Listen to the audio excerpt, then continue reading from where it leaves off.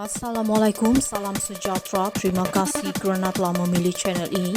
Jangan lupa tekan butang like, komen, subscribe dan share untuk Tun Mahathir, dakwa kerajaan perpaduan takut dengan orang Melayu. Kuala Lumpur, program proklamasi orang Melayu yang digerakkan jawatan kuasa proklamasi orang Melayu bukan agenda mana-mana parti politik. Sebaliknya, ia hanya untuk menyatukan orang Melayu yang semakin berpecah pada masa ini.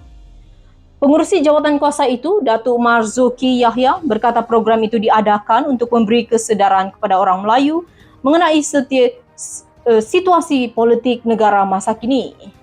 Kami tidak mewakili mana-mana politik, sebaliknya gerakan ini hanya mahu menyatukan orang Melayu yang kini semakin berpecah akibat politik negara, katanya pada sidang media jawatan kuasa proklamasi orang Melayu di sini hari ini. Marzuki berkata, maklumat terkini pergerakan jawatan kuasa proklamasi orang Melayu akan dihebahkan kepada semua rakyat melalui pelbagai saluran termasuk media sosial selepas ini.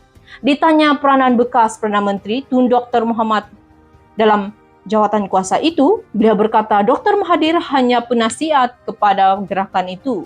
Sementara itu, Dr. Mahathir dalam ucapannya pada majlis yang sama memuji tindakan kerajaan perpaduan yang progresif membantras kegiatan rasuah dalam kalangan pemimpin negara. Namun saya sedikit terkilan, tindakan hanya diambil jika mereka adalah daripada parti pembangkang. Kerajaan harus sedar pesalah rasuah ada di mana-mana termasuk dalam pimpinan kerajaan kini, katanya. Dr. Mahathir berkata, kerajaan tidak perlu takut dengan jawatan kuasa proklamasi orang Melayu sehingga enggan membenarkan mereka membuat perjumpaan.